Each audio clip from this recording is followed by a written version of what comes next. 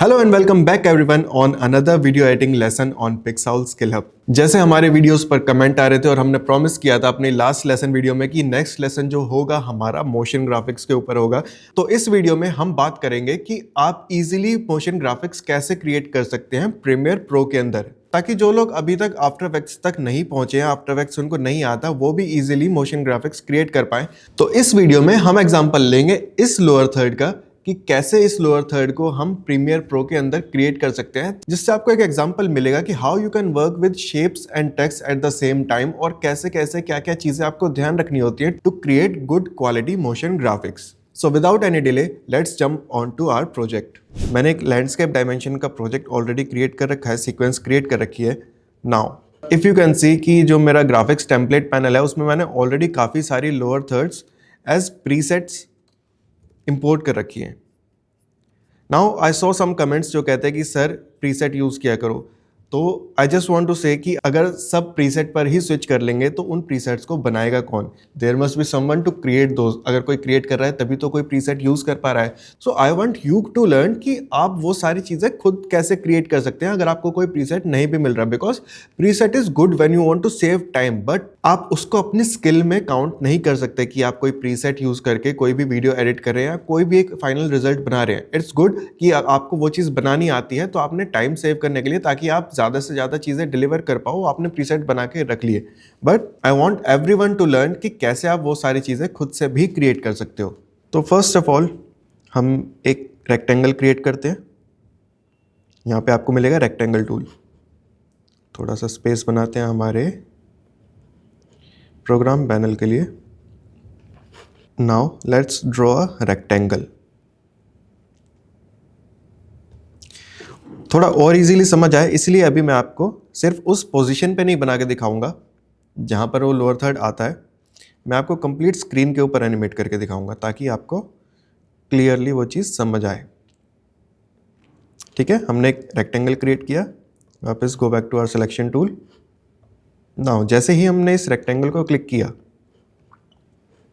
अगर in case आपका ये रेक्टेंगल क्लिक नहीं हो रहा है तो मेक श्योर कि आपकी लेयर ऑन हो और इसके जस्ट ऊपर कोई दूसरी लेयर ना हो जिस पे कोई पीएनजी हो। अगर ऐसी कोई पीएनजी आपके इसके ऊपर लेयर पर है तो आप उसको लॉक कर सकते हैं, ताकि आप इजीली इस रेक्टेंगल पर प्रोग्राम मॉनिटर में क्लिक करके ही चेंज कर पाएँ।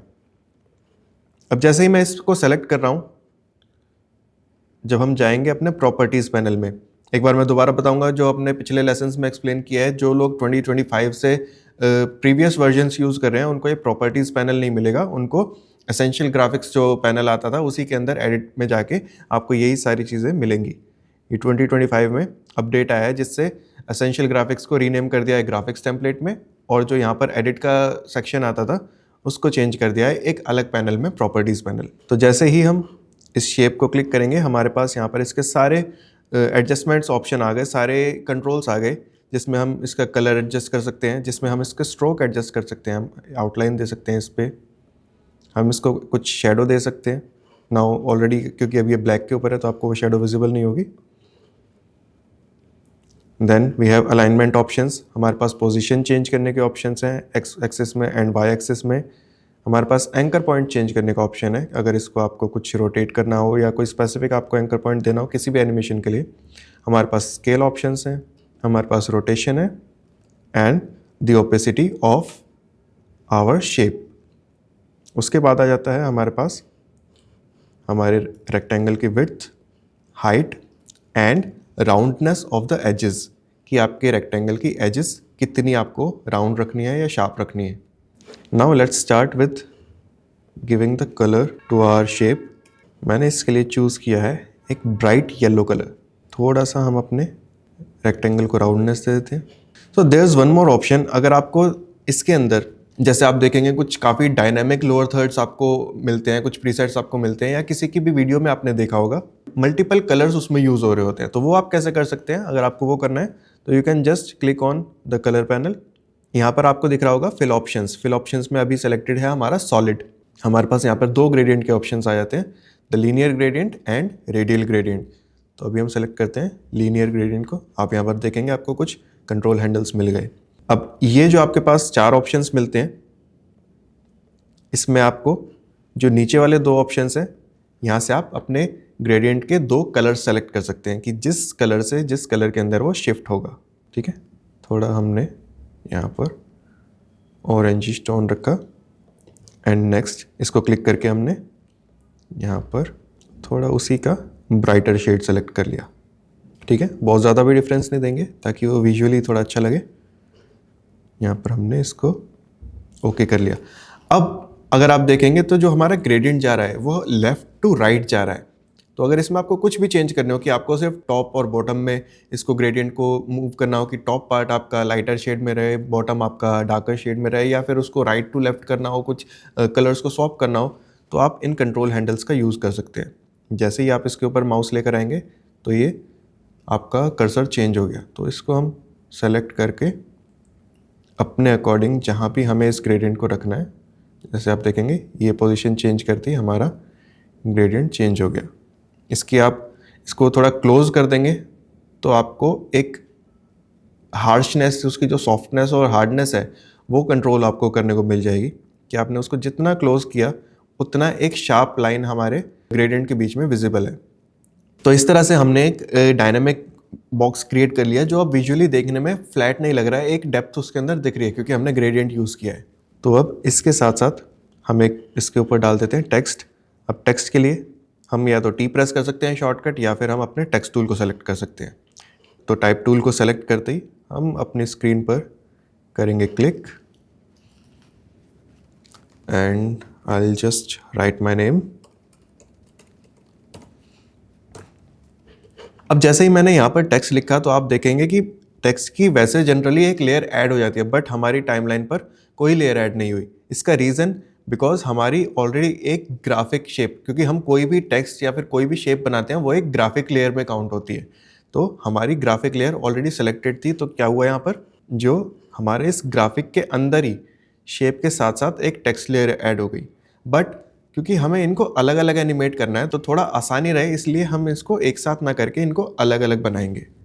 या फिर हमारे पास एक और ऑप्शन है कि डायरेक्ट हम जैसे ही Ctrl+T प्रेस करेंगे तो अपने आप एक अलग से ग्राफिक लेयर ऐड हो जाएगी जिसके अंदर टेक्स्ट की लेयर हमारे पास आ जाएगी। तो हम यहाँ पर डबल क्लिक करके अपना टेक्स्ट भी ऐड कर सकते हैं। ये सारे अलग अलग ऑप्शंस हैं, अलग अलग मेथड्स हैं जिसको आप अपने वर्क फ्लो के अकॉर्डिंग आप किस चीज़ में ज़्यादा कंफर्टेबल है यूज़ कर सकते हैं। अगेन जैसे ही हमने टेक्स्ट पे क्लिक किया तो प्रॉपर्टीज़ पैनल के अंदर हमें काफ़ी सारी चीज़ें मिल गई उस टेक्स्ट से रिलेटेड, उसका फॉन्ट, उस फॉन्ट का style, font size, alignment options, then again fill, stroke, background कि आपके टेक्स्ट के पीछे आपको कोई बैकग्राउंड ऐड करना है। तो अभी इस लोअर थर्ड में तो हम ऑलरेडी एक रेक्टेंगल क्रिएट करके वो बैकग्राउंड खुद से ऐड कर रहे हैं, but if you want you can add background in your text. Again shadow, mask with text, आप कोई मास्क क्रिएट कर सकते हैं अपने टेक्स्ट के साथ। अलाइनमेंट ऑप्शंस हमें मिल गए, position, anchor point, scale, rotation, opacity same. तो यहाँ पर हम अपने कोई अच्छा सा फॉन्ट अपने टेक्स्ट के लिए ले लेते हैं। ठीक है, नाउ लेट्स सपोज कि मुझे अपना पूरा टेक्स्ट कैपिटल में रखना है, तो मैं दोबारा इसको कैप्स लॉक के साथ टाइप ना करके मैं जस्ट अपने टेक्स्ट ऑप्शंस में जाऊँगा एंड सेलेक्ट करूँगा ऑल कैप्स पर। तो जैसे ही ऑल कैप्स किया तो हमारे जितने भी लेटर्स थे वो सब कैपिटल में हो गए। इसको कुछ क्विक एडजस्टमेंट कर लेते हैं जिसके लिए मैं वीडियो के अंदर फास्ट फॉरवर्ड कर दूंगा बिकॉज ये बहुत ज़्यादा बेसिक चीज़ें हैं। अब जब हम कुछ मोशन ग्राफिक बना रहे हैं, कोई भी ग्राफिक बना रहे हैं, तो हम एक चीज़ का बहुत ध्यान रखते हैं, विजिबिलिटी का। Now as you can see कि जो मेरा टेक्स्ट का कलर है वाइट और जो मेरे बैकग्राउंड का कलर है, दोनों ही बहुत लाइटर शेड्स हैं। तो आपस में ये दोनों जब हम किसी भी लोअर थर्ड पे, जैसे अभी आपने स्क्रीन पे प्लेसमेंट देखी थी, तो वो एक बहुत छोटी जगह प्लेसमेंट होती है। तो इतनी सी जगह में जब हम उसको यूज़ करेंगे तो वो अच्छे से विजिबल नहीं होगा। तो हमेशा हम ध्यान रखते हैं विजिबिलिटी का और ऐसे कलर्स आपस में चूज़ करते हैं जो कंट्रास्टिंग कलर्स हों, एक दूसरे के साथ विजिबल अच्छे से हों। इसको जैसे ही डार्कर शेड्स में शिफ्ट किया तो अब हमारे येलो के अगेंस्ट विजिबिलिटी उसकी बढ़ गई। ओके, तो मैं इसको कंप्लीट ब्लैक भी ना रख के थोड़ा सा इसको ग्रेइश टोन में रखूँगा। अब इसी के साथ साथ लेट्स सपोज कि हमें कुछ एक अपनी कस्टम शेप बनानी है। ठीक है, इसके नीचे मेरे को कोई कस्टम शेप देनी है जो कोई ना रेक्टेंगल हो ना एक सर्कल हो। तो हम क्या कर सकते हैं, अगेन कुछ भी सेलेक्ट ना करके सब कुछ डीसेलेक्ट करके you can go to pen tool और जैसे ही आप कुछ भी ड्रॉ करेंगे यहाँ पर, आप कुछ भी क्रिएट करने लगेंगे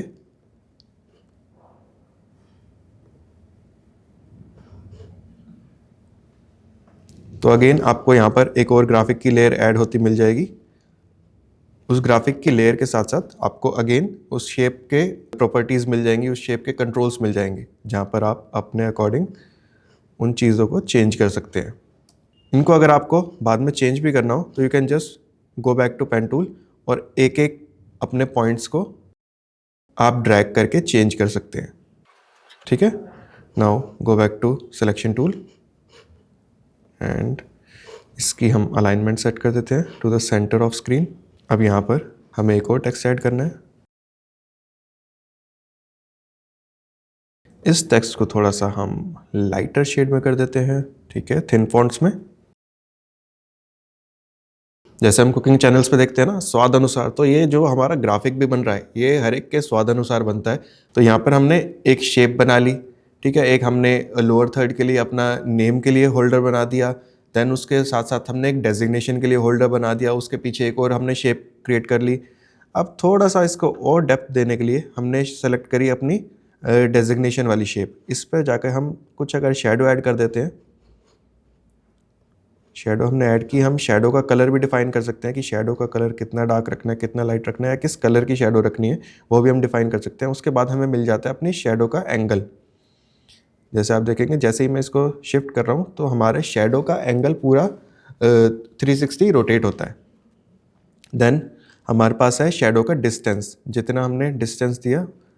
अब इन आर केस थोड़ा सा हम इसको ऊपर रखेंगे ताकि हमारा जो बैकग्राउंड है उसके ऊपर ये एक डेप्थ क्रिएट करे। अभी आपको अगर दिखेगा तो ये जो शेडो बन रही है बहुत हार्ड शेडो बन रही है, तो उसके लिए हम क्या करेंगे, सबसे लास्ट में हमें मिलेगा ऑप्शन उस शेडो की सॉफ्टनेस के लिए। तो we will increase the softness. अब अगर आप एक देखेंगे तो एक स्लाइट डेप्थ इफेक्ट आ गया कि हमारा जो टॉप लेयर है, टॉप वाली जो हमारी शेप है वो हमारी बैकग्राउंड शेप से थोड़ी सी लिफ्टेड है।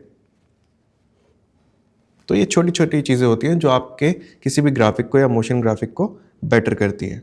Now coming to the next step, जो है आपके इस लोअर थर्ड की एनिमेशन। जैसे आपने देखा कि जब हमारी वीडियो स्टार्ट हुई तो स्क्रीन पर ये लोअर थर्ड एनिमेशन के साथ आया, तो वो एनिमेशन हम कैसे क्रिएट करेंगे। एनिमेशन के लिए जैसे आपको बताया था अपने पिछले लेसन्स में, हम कुछ भी चीज़ एनिमेट करने के लिए हम यूज़ करते हैं इफेक्ट्स कंट्रोल का। इफेक्ट्स कंट्रोल में हमारे पास पोजीशन, स्केल, रोटेशन, सब कुछ एनिमेट करने के लिए हमारे पास एक स्टॉप वॉच का आइकन दिया होता है। अब हमारा फर्स्ट ग्राफिक की हम पोजीशन यहाँ से चेंज करके देखेंगे, ठीक है, कि ये हमारा एक्स एक्सिस है, देन ये वाई एक्सिस है। तो हम क्विकली इसको एनिमेट कर लेते हैं। अब जैसे ये जो हमारा, हम जैसे जैसे टाइमलाइन को रीड करेंगे हमें वहाँ पर इसके की फ्रेम्स ऐड करने होंगे। अब जिन लोगों को की फ्रेम्स के बारे में पता है बहुत अच्छी बात है, जिनको नहीं पता मैं उनके लिए भी बहुत सिंपली इसको एक्सप्लेन करूँगा कि लेट्स से कि अभी ये हमारी फाइनल पोजीशन है स्क्रीन के ऊपर, तो हमने उस फाइनल पोजीशन पर जाके अपनी पोजीशन पे एक की फ्रेम ऐड कर लिया। देन इनिशियल पोजीशन हमें चाहिए कि ये हमारा जो एनिमेशन ये स्क्रीन के बाहर से आए।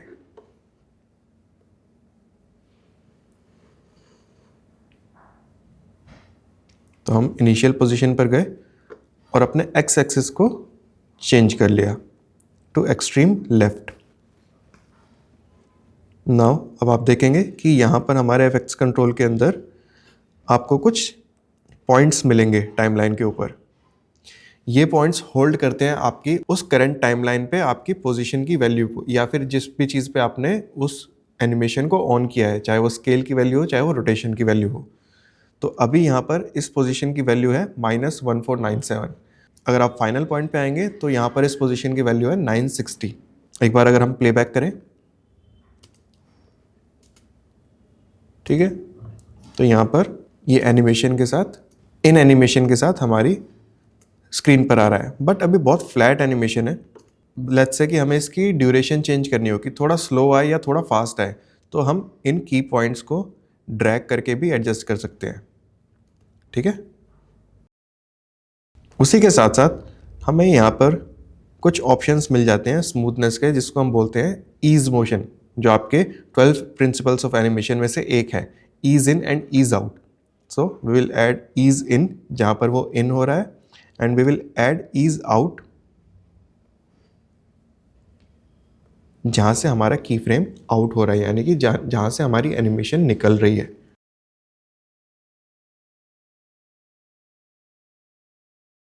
अब यहाँ पर हमें एक मिल जाता है ग्राफ। तो इस ग्राफ को आप एडजस्ट करके अपने जो इंटेंसिटी है कि कहाँ पर आपको हाईएस्ट मोशन चाहिए या कहाँ पर आपका मोशन स्लो होना चाहिए, सॉफ्ट होना चाहिए, इस ग्राफ को आप यूज़ कर सकते हैं। जैसे ही आप अपने किसी भी एनिमेशन या किसी भी एक पोजीशन या स्केल किसी के अंदर भी आप ये एरो से डाउन एरो क्लिक करेंगे तो आपको ये ग्राफ मिलेगा जिसको आप एडजस्ट करके अपनी एनिमेशन को स्मूथनेस दे सकते हैं। ठीक है, जैसे आपने देखा कि अब हमारा जो एनिमेशन है, जो अब हमारा रेक्टेंगल है, वो बहुत स्मूथली स्क्रीन के अंदर आ रहा है और स्लोली स्लोली वो स्टॉप हो रहा है। ओके, तो इसी तरह से क्विकली मैं एडिट में फास्ट फॉरवर्ड करके आपको दूसरे भी अपने रेक्टेंगल्स का एनिमेशन ऐड करके दिखाता हूँ।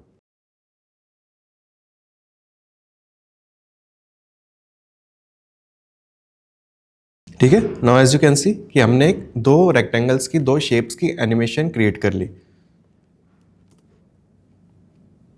अब इसके बाद हम एक बहुत सिंपल वे में अपने जो टेक्स्ट है उसके ऊपर सिर्फ मैंने होल्ड किया और Ctrl+D प्रेस कर दिया, जिससे हमारी डिफ़ॉल्ट जो क्रॉस डिज़ोल्व ट्रांजिशन है वो ऐड हो गई।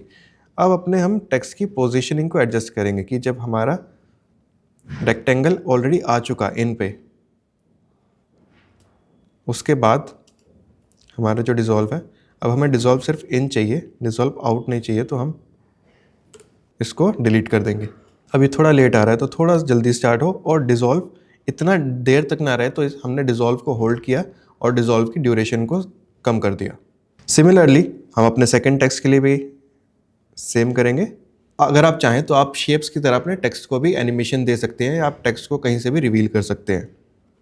बट मेरा ये एक्सप्लेन करने का मोटिव ये है कि अगर आप बेसिक्स को लेकर चल रहे हैं, अगर आप एक विजुअलाइज करके चल रहे हैं कि आपका आउटपुट कैसा दिखेगा, तो आपके लिए सिंपल से सिंपल टूल्स भी इनफ हैं कुछ भी अपीलिंग ग्राफिक्स या वीडियो बनाने के लिए। Simple as that. अब जैसे ही हम इसे प्ले करेंगे, हमारे पास एक मोशन ग्राफिक क्रिएट हो गया है जो हमने लोअर थर्ड बनाया। जब हम किसी को भी इंट्रोड्यूस करते हैं तो उसके नाम के साथ यूज़ करते हैं। नाउ इसकी पोजीशन सेट करने के लिए आप इसको नेस्ट कर सकते हैं, आप इसका एक एक्सपोर्ट निकाल के रख सकते हैं एमओवी में। हमने इसको नेस्ट किया लोअर थर्ड। नाउ अब जो भी हमें इसकी पोजीशन चाहिए, हम इसे एक सिंगल लेयर की तरह यूज़ कर सकते हैं। अपनी हमने पोजीशन एडजस्ट कर दी। Simple as that. So I hope ये वीडियो आपके लिए हेल्पफुल रहा होगा, आपको समझ आया होगा कि जो आप वीडियो एडिटिंग सीख रहे हैं, आपने अभी प्रीमियर प्रो यूज़ करना स्टार्ट किया है, सीखना स्टार्ट किया है, तो अपनी वीडियोस एडिट करने के साथ साथ आप कैसे उसमें अच्छे ग्राफिक्स ऐड कर सकते हैं, कैसे उन ग्राफिक को स्मूथली एनिमेट कर सकते हैं ताकि एक अच्छा विजुअल क्रिएट हो और व्यूअर्स के लिए एंगेजिंग हो। सो इसी के साथ साथ thank you so much for watching this lesson. इसी तरह के और भी लेसन्स के लिए और quick tutorials, tips and tricks के लिए सब्सक्राइब कर लें पिक्सेल स्किल हब को। We will see you in another lesson soon.